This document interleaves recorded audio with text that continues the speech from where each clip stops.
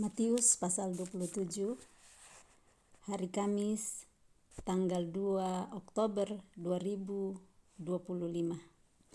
Yesus diserahkan kepada Pilatus, kematian Yudas.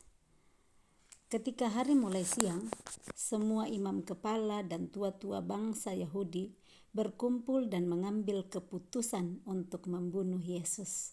Jadi sudah ada keputusan dari semua imam kepala dan tua-tua bangsa Yehuda. Mereka berkumpul bersama-sama dan keputusan sudah diambil, Yesus akan dibunuh. Sebelumnya kalau kita ingat pembacaan kita di pasal-pasal sebelumnya sudah ada pemberitahuan pertama, kedua, ketiga, dan keempat untuk kematian Yesus. Dan di Matius pasal 26 kita sudah baca dan renungkan bagaimana Yesus ditangkap. Yesus sebelum ditangkap ada perjamuan malam bersama murid-muridnya. Dia di Taman Getsemani berdoa dengan hati yang sangat sedih, mau mati rasanya. Dia mohon kepada Bapaknya, kalau boleh cawan ini lalukan daripadaku, tetapi jangan kehendakku yang jadi, tetapi apa yang Engkau kehendaki. Dan kita lihat bagaimana Petrus, murid yang mengatakan bahwa biarpun semua orang tergoncang imannya, dia tidak akan tergoncang imannya. Bahkan dia berkata, sekalipun aku harus mati bersama-sama Engkau, aku tak akan menyangkal Engkau. Tetapi saat dihadapkan pada waktu Yesus ditangkap, Petrus menyangkal Yesus selama 3 kali. Bukan cuma menyangkal, tetapi bersumpah dan mengutuk. Nah, ini pelajaran yang kita dapat di pembacaan sebelumnya. Apakah saat kita bersumpah, saat kita bilang sampai mati, tetapi saat ujian datang, apakah kita juga mau menyangkal atau terus setia kepada Yesus? Nah, kita lanjut di pasal 27 ini. Jadi sudah ada keputusan untuk membunuh Yesus. Ayat yang kedua, mereka membelenggu dia lalu membawanya dan menyerahkannya kepada Pilatus, wali negeri itu. Jadi dia dibawa ke hadapan Pilatus, diserahkan, gak dibawa begitu saja, dibelenggu, diikat. Pada waktu Yudas yang menyerahkan dia melihat bahwa Yesus telah dijatuhi hukuman mati, menyesallah dia. Penyesalan biasanya datang sudah terlambat. Dia melihat bahwa Yesus dijatuhi hukuman mati, baru dia sadar. Mungkin dia baru ingat betapa kasihnya Yesus sama dia. Dia menyesal, lalu ia mengembalikan uang yang 30 perak itu kepada imam-imam kepala dan tua-tua. Dan berkata, aku telah berdosa karena menyerahkan darah orang yang tak bersalah. Dia sadar Yesus tidak bersalah. Dia sadar dan mengaku bahwa dia berdosa karena dia menyerahkan darah Yesus yang tak bersalah itu. Tetapi jawab mereka, apa urusan kami dengan itu? Itu urusanmu sendiri. Kita lihat bagaimana saat bersekongkol, saat bersekutu dengan orang-orang jahat, saat merasa berdosa, saat sudah sadar, malah mereka membiarkan Yudas. Dibiarkan. Kalau kita bersama-sama dalam komunitas yang baik, mereka pasti akan merangkul kita dan berkata, puji Tuhan kamu sadar. Tetapi ini saat seorang sadar, marah mereka bilang, itu urusanmu sendiri. Kau mau menyesal kek, kau mau merasa berdosa, itu urusanmu. Bagian kami sudah dapat, kami sudah nangkap Yesus, kurang lebih seperti itu. Jangan kita bergabung dengan orang-orang yang hanya mementingkan kepentingan dirinya sendiri. Saat kita berada di dalam kesusahan, mereka gak melihat kita lagi. Nah, seperti ini yang Yudas pikir dia bersatu tim dengan imam-imam kepala dan tua-tua, tetapi ternyata tidak. Dia malah dikatakan, apa urusan kami? Itu urusanmu sendiri. Ayat 5, maka ia pun melemparkan uang perak itu ke dalam bait suci, lalu pergi dari situ dan menggantung diri. Dia lemparkan uang perak.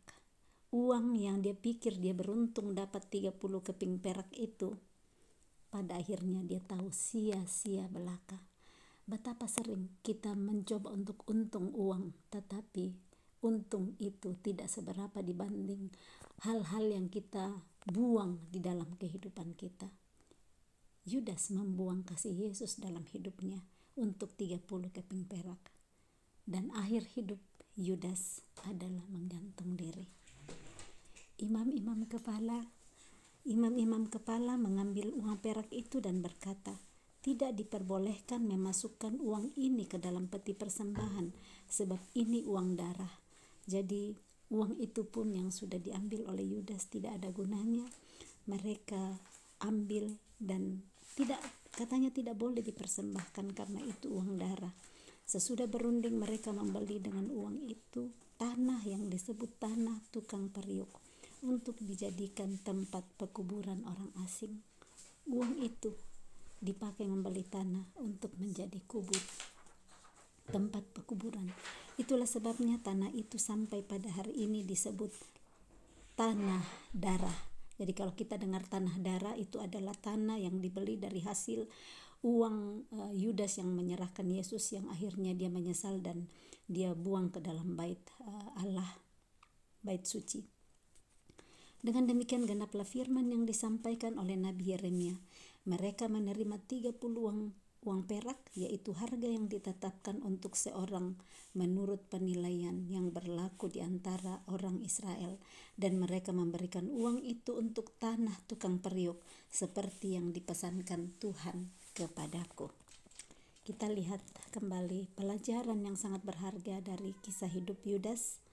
Akhir hidupnya gantung diri. Orang yang tamak, orang yang serakah, orang yang pikir dirinya sendiri. Pada akhir hidupnya dia hanya mencari keuntungan, tetapi semua bahkan bisa seisi dunia dipunya. Tetapi kalau kita tidak punya kehidupan, kalau kita tidak berjalan dalam kebenaran, semuanya akan hancur. Masih ada kesempatan hari ini untuk kita sadar seperti Yudas. Dia sadar tapi sudah terlambat.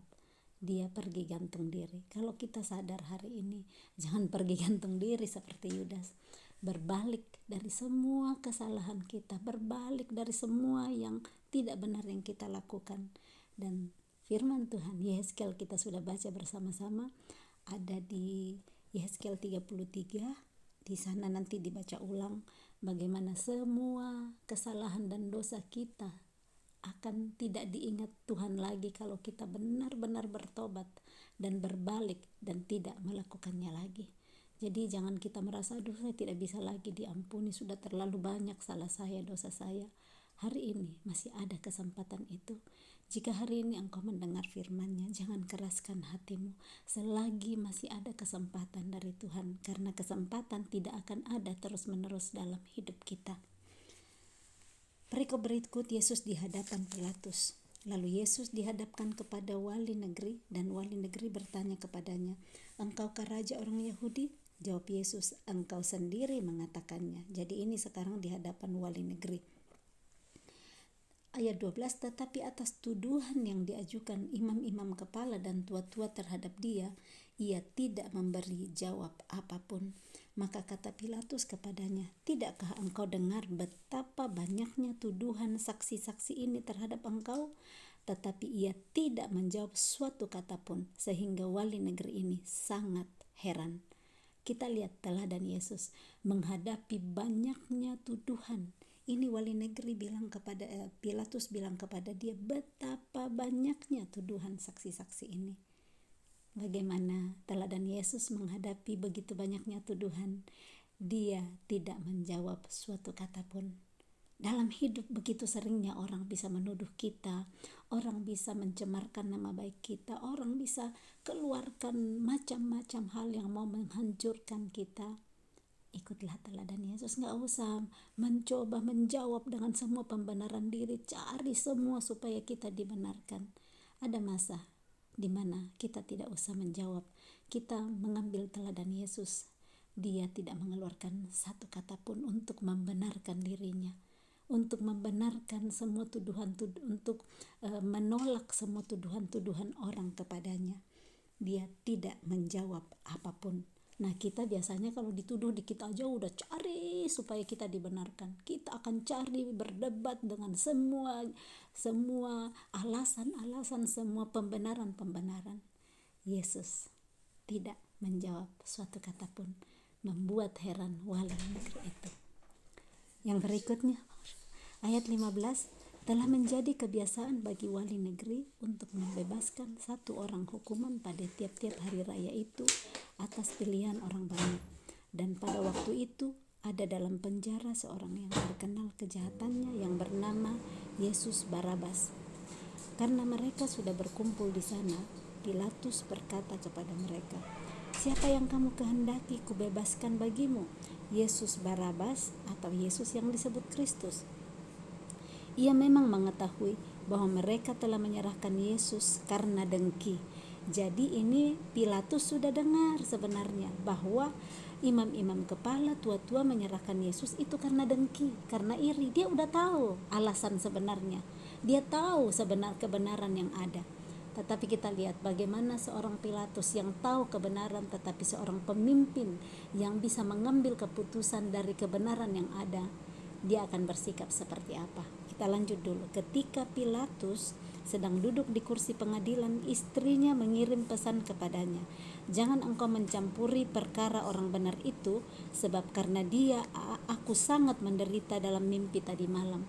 Bahkan istrinya pun diberi mimpi, dan istrinya mengirimkan pesan supaya dia tidak mengapa-ngapakan Yesus, jangan campuri urusannya. Jadi Pilatus sudah tahu bahwa ini hanya karena dengki, bahkan istrinya pun mengkonfirmasi. Tetapi bagaimana Pilatus di sini? Ayat 20. Tetapi oleh hasutan imam-imam kepala dan tua-tua, orang banyak bertekad untuk meminta supaya Barabas dibebaskan dan Yesus dihukum mati. Ini Pilatus kena hasutan imam-imam kepala. Hati-hati kalau ada yang menghasut kita. Teguh berdiri saat ada kebenaran, kita tahu, jangan terombang-ambing. Makanya kebenaran itu satu-satunya hanya dalam firman Tuhan. Saat kita tahu kebenaran, orang mau datang menghasut kita, apapun dicoba, jangan goyah. Pegang terus, berdiri di atas kebenaran yang kita percayai. Ayat 21. Wali negeri menjawab dan berkata kepada mereka, "Siapa di antara kedua orang itu yang kamu kehendaki kubebaskan bagimu?" Kata mereka, "Barabas."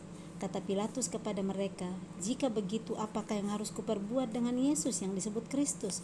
Mereka semua berseru, "Ia harus disalibkan." Katanya, "Tetapi kejahatan apakah yang telah dilakukannya?" Kan dia tahu, dia nggak buat jahat. Dia coba tanya ya. Namun mereka makin keras berteriak, "Ia harus disalibkan." Ketika Pilatus melihat bahwa segala usaha akan sia-sia, malah sudah mulai timbul kekacauan, ia mengambil air dan membasuh tangannya di hadapan orang banyak dan berkata, "Aku tidak bersalah terhadap darah orang ini. Itu urusan kamu sendiri." Dan seluruh rakyat itu menjawab, "Biarlah darahnya ditanggungkan atas kami dan atas anak-anak kami." Lalu ia membebaskan Barabas bagi mereka, tetapi Yesus disesahnya, lalu diserahkannya untuk disalibkan. Di sini kita lihat bagaimana seorang pemimpin yang tidak berani berdiri di atas kebenaran karena hasutan, karena teriakan-teriakan orang, akhirnya dia kalah dari kebenaran yang ada. Dia ambil keputusan yang seharusnya dia tahu kebenaran ada. Istrinya sudah konfirmasi, tetapi akhirnya dia bikin apa? Dia cuci tangan supaya dia nggak dipersalahkan. Pemimpin yang mau untuk lolos sendiri, yang lolos tidak dipersalahkan, mencuci tangannya, membasuh tangannya, dan berkata, "Aku tidak bersalah terhadap darah orang ini. Urusan kamu sendiri." Yesus diolok-olokkan. Ayat 27. Kemudian serdadu-serdadu wali negeri membawa Yesus ke gedung pengadilan, lalu memanggil seluruh pasukan berkumpul sekeliling Yesus. Mereka menanggalkan pakaiannya dan mengenakan jubah ungu kepadanya. Kita lihat setelah keputusan diambil oleh Pilatus, Yesus dibawa ke pengadilan, dipanggil seluruh pasukan berkeliling Yesus. Ditanggalkan pakaiannya, dikenakan jubah ungu kepadanya. Mereka mengayam sebuah mahkota duri dan menaruhnya di atas kepalanya, lalu memberikan dia sebatang bulu di tangan kanannya. Kemudian mereka berlutut di hadapannya dan mengolok-olokkan dia, katanya, "Salam hai Raja orang Yahudi." Mereka meludahinya dan mengambil bulu itu dan memukulkannya ke kepalanya. Sesudah mengolok-olokkan dia, mereka menanggalkan jubah itu daripadanya dan mengenakan pula pakaiannya kepadanya. Kemudian mereka membawa dia keluar untuk disalibkan. Semua Yesus terima ini pengkhianaan, olokan, sakit. Itu duri, yang mahkota duri. Saya lihat waktu saya ke Israel ini, pohon yang berduri itu panjang sekali, itu durinya panjang-panjang dan keras, jadi dimahkotai, kasihan menusuk ke dalam kepala Yesus. Seperti itu dia rela untuk menderita karena dosa-dosa saudara dan saya. Dipermalukan, diolok-olokkan, Yesus enggak menjawab satupun, enggak membalas satupun. Berikutnya Yesus disalibkan. Ketika mereka berjalan keluar kota, mereka berjumpa dengan seorang dari Kirene yang bernama Simon. Orang itu mereka paksa untuk memikul salib Yesus. Maka sampailah mereka di suatu tempat yang bernama Golgota, artinya tempat tengkorak. Lalu mereka memberi dia minum anggur bercampur empedu. Setelah ia mengecapnya, ia tidak mau meminumnya, saking pahitnya, kasihan ya, ada bercampur empedu, dia tidak mau minum. Sesudah menyalibkan dia, mereka membagi-bagi pakaiannya dengan membuang undi. Lalu mereka duduk di situ menjaga dia. Dan di atas kepalanya terpasang tulisan yang menyebut alasan mengapa ia dihukum. Inilah Yesus, Raja orang Yahudi. Ayat 38. Bersama dengan dia disalibkan 2 orang penyamun, seorang di sebelah kanan dan seorang di sebelah kirinya. Orang-orang yang lewat di sana menghujat dia, dan sambil menggelengkan kepala mereka berkata, "Hai engkau yang mau merubuhkan bait suci dan membangunnya kembali dalam 3 hari, selamatkanlah dirimu jikalau engkau anak Allah, turunlah dari salib itu." Demikian juga imam-imam kepala bersama-sama ahli-ahli Taurat dan tua-tua mengolok-ngolokkan dia, dan mereka berkata, "Orang lain dia diselamatkan, tapi dirinya sendiri tidak dapat ia selamatkan. Ia Raja Israel. Baiklah ia turun dari salib itu dan kami akan percaya kepadanya." Ia menaruh harapannya pada Allah. Baiklah Allah menyelamatkan dia, jikalau Allah berkenan kepadanya, karena ia telah berkata, "Aku adalah anak Allah." Bahkan penyamun-penyamun yang disalibkan bersama-sama dengan dia mencelanya demikian juga. Betapa dia dihina karena mereka bilang, katanya anak Allah. Coba deh, Allah mana datang menyelamatkan kamu? Ayo selamatkan dirimu. Kadang ya, kalau kita dalam perjalanan sebagai umat percaya, bisa saja olok-olok datang. Katanya orang percaya, katanya berdoa, katanya pelayanan. Lihat tuh hidupmu, masih banyak juga masalah dalam hidupmu. Bukan karena kita mendapat masalah, Yesus dapat masalah, dihinakan, dia enggak turun dari salib. Dia bisa lakukan, tapi dia tidak lakukan. Dia tidak perlu pembuktian. Tidak usah pembuktian kepada manusia saat menghina kita. Tuhan yang membela kita. Tepat pada waktunya Tuhan akan datang menunjukkan kebenaran kita, hak kita seperti fajar. Mazmur 37, kita bisa lihat Mazmur 37 ayat yang ke-5 dan 6, bisa kita lihat sebentar. Karena ini Mazmur 37 itu bagaimana dituliskan di sini, kebahagiaan orang fasik itu semu dari Daud. Dikatakan bahwa saya baca dulu dari ayat 1 supaya kita ngerti bagus ya. Jangan marah karena orang yang berbuat jahat, jangan iri hati kepada orang yang berbuat curang, sebab mereka segera lisut seperti rumput dan layu seperti tumbuh-tumbuhan hijau. Percayalah kepada Tuhan dan lakukanlah yang baik, diamlah di negeri dan berlakulah setia, dan bergembiralah karena Tuhan, maka ia akan memberikan kepadamu apa yang diinginkan hatimu. Serahkanlah hidupmu kepada Tuhan dan percayalah kepadanya, dan ia akan bertindak. Ia akan memunculkan kebenaranmu seperti terang dan hakmu seperti siang. Saat kita setia, orang ngolok-ngolok kita hari ini karena hidupmu kacau balau, hidupmu begini, masalahmu banyak. Katanya kamu percaya Tuhan, mana Tuhanmu? Pernah kan dengar, mana Tuhanmu yang tolong kau? Tetaplah setia, jangan marah karena orang yang berolok-olok kepada kita, yang menghina kita. Tetaplah percaya kepada Tuhan, terus lakukan yang baik, terus diam dalam negeri, berlaku setia. Percayakan hidup kita kepada Tuhan, terus gembira karena Dia. Kita serahkan penuh hidup kita kepadanya, Ia yang bertindak tepat waktu untuk membela kita, memunculkan kebenaran kita seperti terang dan hak kita seperti siang. Seperti itu yang Yesus lakukan. Dia tidak balas semua kata-kata orang sampai nanti mereka menyaksikan sendiri Bapaknya sendiri yang membela dia. Yesus mati ayat 45 mulai dari jam 12 kegelapan meliputi seluruh daerah itu sampai jam 3. Kira-kira jam 3 berserulah Yesus dengan suara nyaring, Eli Eli lama sabaktani, artinya Allahku, Allahku, mengapakah engkau meninggalkan aku? Mendengar itu beberapa orang yang berdiri di situ berkata, ia memanggil Elia. Dan segeralah datang seorang dari mereka. Ia mengambil bunga karang, mencelupkannya ke dalam anggur asam, lalu mencucukkannya pada sebatang buluh dan memberi Yesus minum. Tetapi orang-orang lain berkata, jangan, baiklah kita lihat, apakah Elia datang untuk menyelamatkan dia? Yesus berseru pula dengan suara nyaring, lalu menyerahkan nyawanya. Yesus pun berteriak, Allahku, Allahku, mengapa engkau meninggalkan aku? Yesus pernah ada dalam keadaan seperti kita saat kita berkata, Bapa, Bapa, engkau tinggalkan aku.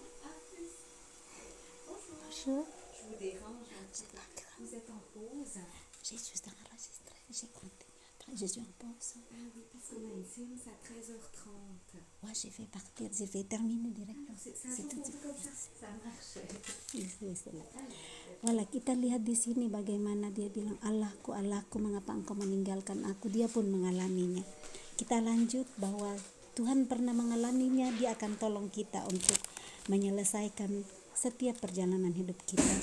Dan selanjutnya ayat 51, dan lihatlah tabir bait suci terbelah dua dari atas sampai ke bawah, dan terjadilah gempa bumi, dan bukit-bukit batu terbelah, dan kuburan-kuburan terbuka, dan banyak orang kudus yang telah meninggal bangkit. Dan sesudah kebangkitan Yesus, mereka pun keluar dari kubur, lalu masuk ke kota kudus dan menampakkan diri kepada banyak orang. Kepala pasukan dan prajurit-prajuritnya yang menjaga Yesus menjadi sangat takut ketika mereka melihat gempa bumi dan apa yang telah terjadi. Lalu berkata, sungguh ia ini adalah anak Allah. Dan ada di situ banyak perempuan yang melihat dari jauh, yaitu perempuan-perempuan yang mengikuti Yesus dari Galilea untuk melayani dia. Di antara mereka terdapat Maria Magdalena dan Maria ibu Yakobus dan Yusuf dan ibu anak-anak Zebedeus. Sebentar jadi kita lihat di sini bagaimana setelah kepala pasukan dan prajurit-prajurit yang menjaga Yesus melihat kejadian yang terjadi, ayat 51, tabir bait suci terbelah dua dari atas sampai ke bawah, terjadi gempa bumi, bukit-bukit batu terbelah, kuburan-kuburan terbuka, di ayat 52 banyak orang kudus yang telah meninggal bangkit. Dan di situ dijelaskan di ayat 53, dan sesudah kebangkitan Yesus nantinya, ya ini kan Yesus baru mati, mereka pun keluar dari kubur lalu masuk ke kota kudus dan menampakkan diri kepada orang banyak. Nah, ayat 54 di sini kita lihat pembelaan Tuhan, ya. Kepala pasukan dan prajurit-prajuritnya yang menjaga Yesus menjadi sangat takut ketika mereka melihat gempa bumi dan apa yang telah terjadi. Lalu berkata, sungguh ia ini adalah anak Allah. Yesus gak membela diri semuanya, ya, waktu dituduh tadi semua diolok-olok, tapi Bapaknya yang membela dia. Semua kejadian yang terjadi setelah dia mati membuat mereka sendiri yang berkata, sungguh ia ini adalah anak Allah. Pembelaan Tuhan datang, so jangan takut saat orang mengolok-olok kita dengan iman kita, dengan perjuangan kita dalam hidup, menghadapi beban-beban hidup. Kita tetap percaya kepada Tuhan. Orang akan menghina kita, menertawakan kita. Jangan perhitungkan mereka, perhitungkan apa yang Tuhan mau kerjakan dalam hidup kita. Dia yang akan membela namanya sendiri, namanya kudus. Dia yang akan menolong kita supaya apa yang ditertawakan orang, mereka sendirinya akan mengaku nantinya, sungguh ia ini adalah anak Allah. Ayat 55. Dan ada di situ banyak perempuan yang melihat dari jauh, yaitu perempuan-perempuan yang mengikuti Yesus dari Galilea untuk melayani dia. Di antara mereka terdapat Maria Magdalena dan Maria ibu Yakobus dan Yusuf dan ibu anak-anak Zebedeus. Jadi wanita-wanita, ada banyak perempuan yang ikut, ya, dari jauh. Nah, perikop berikut Yesus dikuburkan. Menjelang malam datanglah seorang kaya orang Arimatea yang bernama Yusuf dan yang telah menjadi murid Yesus juga. Nah, ini orang Arimatea, ini dia malam baru datang ya, menjelang malam dia datang, dan namanya adalah Yusuf. Dia orang Arimatea dan orang ini adalah seorang yang kaya, bukan orang miskin dan orang biasa-biasa. Orang ini juga diberikan penjelasan bahwa dia sudah menjadi murid Yesus. Ia pergi menghadap Pilatus dan meminta mayat Yesus. Pilatus memerintahkan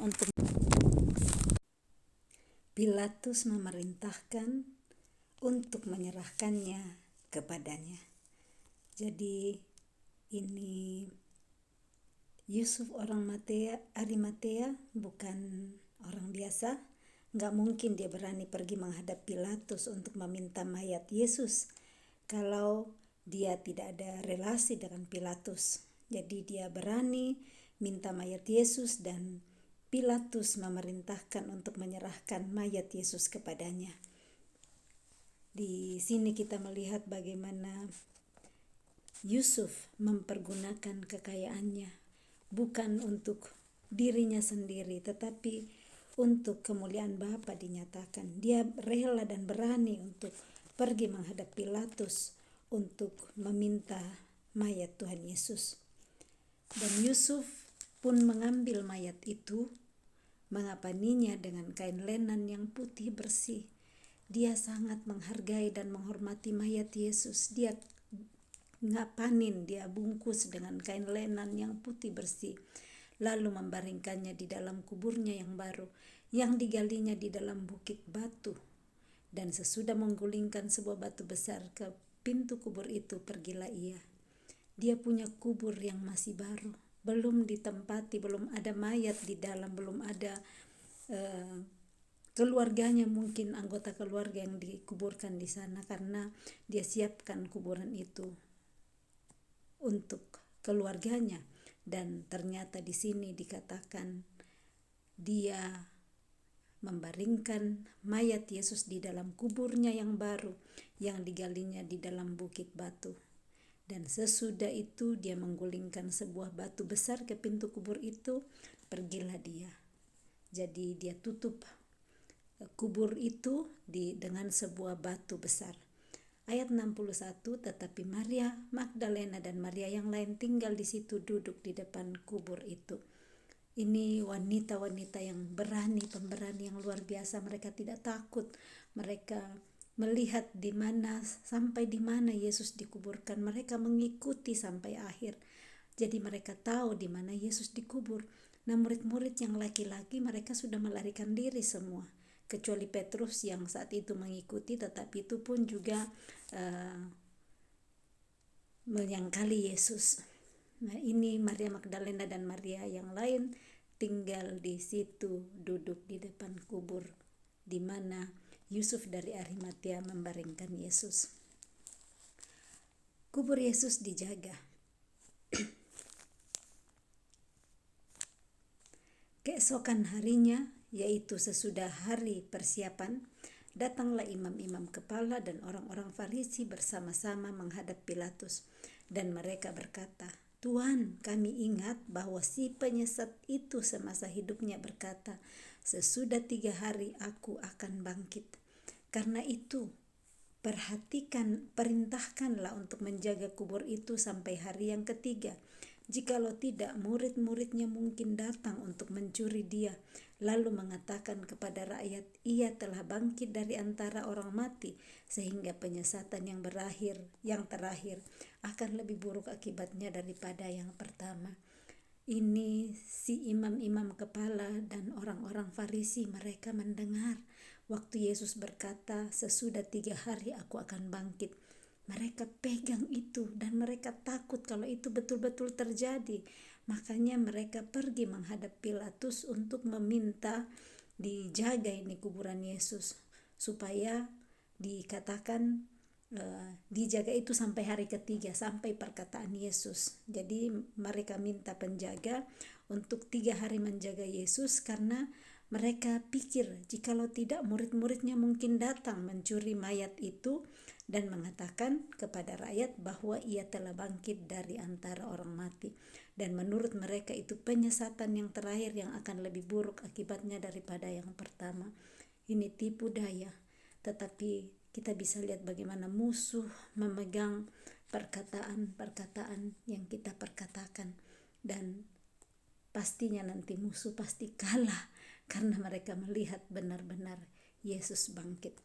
Kata Pilatus kepada mereka, "Ini penjaga-penjaga bagimu, pergi dan jagalah kubur itu sebaik-baiknya." Maka pergilah mereka dan dengan bantuan penjaga-penjaga itu mereka memeterai kubur itu dan menjaganya. Pilatus yang sudah cuci tangan sebelumnya, sudah melepaskan semua keputusan kepada rakyat orang banyak untuk membunuh Yesus, sekarang memberikan lagi, mendengarkan lagi imam-imam kepala dan orang-orang Farisi yang datang meminta penjaga untuk menjagai kubur Yesus selama 3 hari. Diberikan penjaga-penjaga, jadi gak cuma satu penjaga, dan dikatakan jagalah kubur itu sebaik-baiknya. Ada pesan dari Pilatus supaya penjaga-penjaga itu gak disebut berapa orang tapi lebih dari satu, menjaga kubur Yesus sebaik-baiknya.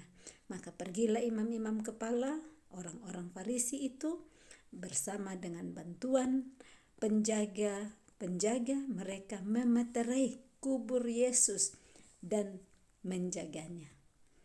Kita akan lihat sendiri bagaimana nanti kubur Yesus yang sudah dijaga dengan ketat, tapi tidak ada yang bisa mengalahkan kuasa daripada kebangkitan yang Tuhan sudah persiapkan bagi Yesus. Kita akan baca selanjutnya kisah kubur Yesus yang dijaga ini. Kita pastinya sudah tahu semua tentang kisah kebangkitan Yesus, tapi kita akan lanjutkan baca di hari berikut mengenai kebangkitan Yesus.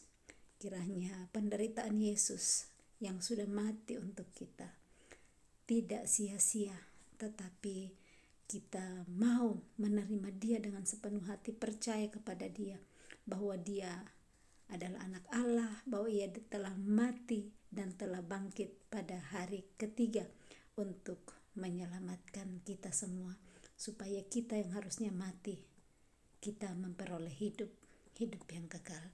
Salam kasih, Tuhan Yesus memberkati. Shalom.